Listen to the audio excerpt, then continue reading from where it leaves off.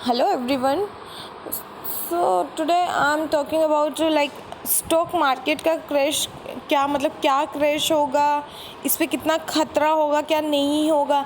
जो stock market है overall stock market के क्या इम्पैक्ट पड़ेगा, क्योंकि इंटरनेशनल ग्लोबल लेवल पे उसके शेयर्स पे डिपेंड करता है, क्या नहीं करता है। ये सब बातें आज मैं करूँगी।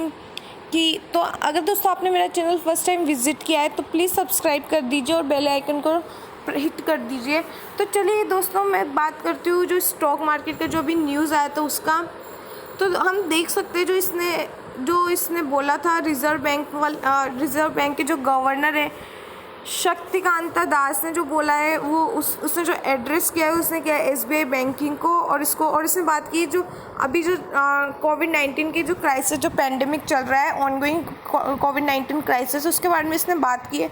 तो इसने क्या बोला है क्या नहीं बोला है, तो दोस्तों मैं जो की पॉइंट्स है मैं उन पे फोकस करूँगी कि जो की पॉइंट्स जो इसने बोले थे उन सब चीज़ों पे। तो दोस्तों देखते हैं हम जो इसके की पॉइंट्स इसने बोले, जो की points for the RBI governor जो उसने एड्रेस किए। उसने किए जो कोविड-19 है वो वर्स्ट हेल्थ इकोनॉमिक क्राइसिस है लास्ट 100 ईयर्स में। क्योंकि हमें पता है मतलब जैसे कि लोग बोलते हैं 100 ईयर्स में ऐसा कुछ बीमारी या फिर तबाही आती ही है। तो ये अभी अब तक की जो सबसे ज़्यादा वर्स्ट तबाही है वो देखने को मिल रही है।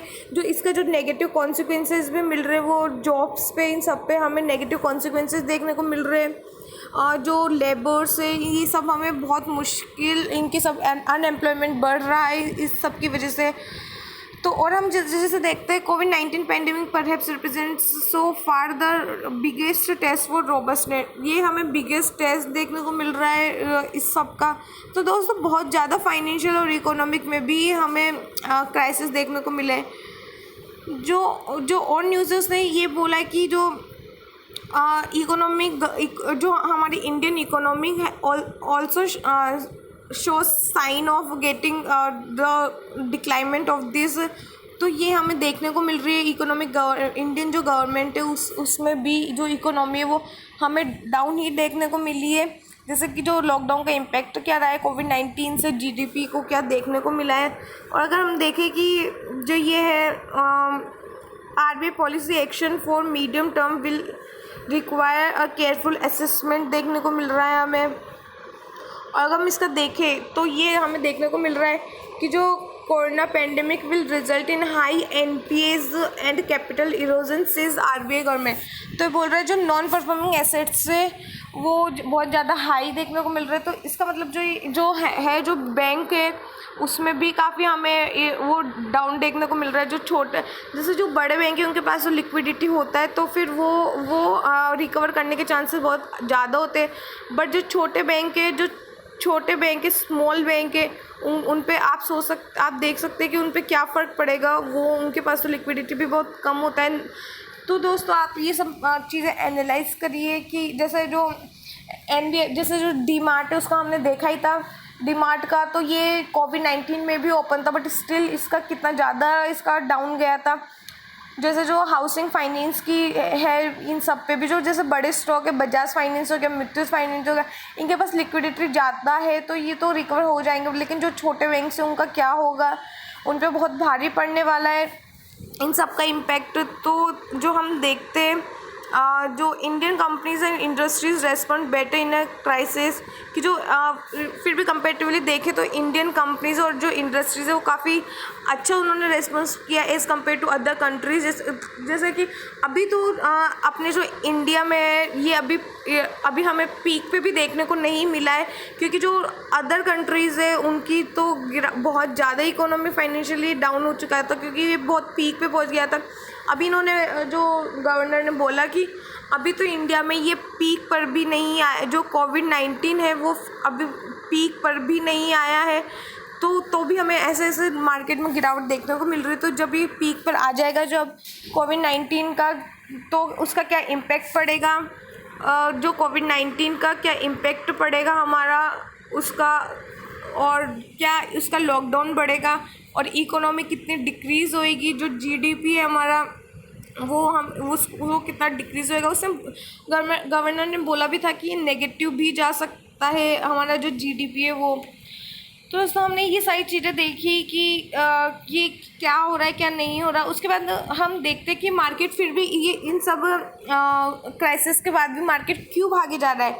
तो मैं उसका रीज़न बताती हूँ आपको कि जो इसका क्या रीज़न है एग्जैक्टली।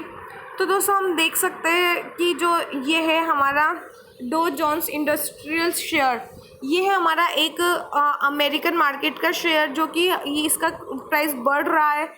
तो दोस्तों मैं बता सकती हूँ कि मैं कंपेयर करके बताऊँगी कि ये क्यों मतलब हमारा मार्केट भाग रहा है इस क्राइसिस में भी। तो मैं बताती हूँ कि जो ये इसका जो कंपैरिजन है वो हम देख सकते हैं कि मैंने कंपैरिजन देखा है DJI डो जोन्स का और अपने इंडिया के निफ्टी का। तो दोस्तों हम देख सकते हैं जो इसका 6 मंथ का है, जब जब जब ये जो डिक्रीज़ हो रहा है डो जो अमेरिकन का है तब हमारा इंडियन का भी डिक्रीज़ हो रहा है। जब जब ये इंक्रीज़ हो रहा है तब तक हमारा भी इंक्रीज़ हो सकता है। तो हम इस चार्ट पैटर्न के अकॉर्डिंग देख सकते हैं कि हमारा जो इंडियन मार्केट है वो कितना अमेरिका को फॉलो करता है कितना नहीं करता। अगर मैं इसका 1 ईयर का देखूँ तो भी हम देख सकते हैं कि देखिए जी जब जब डिक्रीज़ हो रहा है, जब जब इसी से जंप लिया, जब जब ये डाउन जा रहा है तब ये तो ये जब तक फॉलो कर रहा है। जैसे जो रेड वाला है ये इंडिया का है और जो ब्लू वाला पैटर्न है वो अमेरिकन का है। तो हम देख सकते हैं काफ़ी हद तक ये इसको फॉलो करता है जो अमेरिकन मार्केट को है। तो अभी हम देख सकते हैं अगर अमेरिका में अगर बैड न्यूज़ आई तो इंडिया का भी मार्केट डिक्रीज़ होगा, उसी के अकॉर्डिंग ये इंक्रीज़ होता है क्योंकि काफ़ी हद तक वो इंटरनेशनल मतलब अमेरिका के उसको फॉलो कर रहा है। तो दोस्तों हम देख सकते हैं जैसे इसका अगर मैक्सिमम देखें हम तो भी हम देख सकते हैं कि ये इंक्रीज़ ही हो रहा है। अगर 5 ईयर का देखें तो भी हम ये जब जब जा रहा है ये सेम पैटर्न फॉलो कर रहा है, या इवन तो ये मतलब ऊपर नीचे बट स्टिल ये जब जब जंप ले रहा है जब जब डाउन जा रहा है जब तक ये सेम जा रहा है। आप देख सकते हैं इस चार्ट पैटर्न में। तो ये बहुत हद तक अब जैसे अमेरिका में इलेक्शंस भी आ रहे तो उस न्यूज़ से भी हमारा मार्केट इम्पेक्ट पड़ सकता है क्योंकि जैसे यहाँ पर जब ये इंक्रीज़ हुआ तो इसमें ये ज़रूरी नहीं कि इंडिया का सिचुएशन अच्छा हुआ तो ये इंक्रीज़ हुआ। ये it all depends on American market क्योंकि वो काफ़ी हद तक हमारा अमेरिका मार्केट को ही फॉलो करता है। तो दोस्तों जो ये जो मार्केट में जो ये भाग रहा है मार्केट तो हम इसके अकॉर्डिंग देख सकते हैं कि ये जो अमेरिकन मार्केट है उसके हिसाब से ये भागेगा, उसके हिसाब से क्रैश देखने को मिलेगा हमें मार्केट में।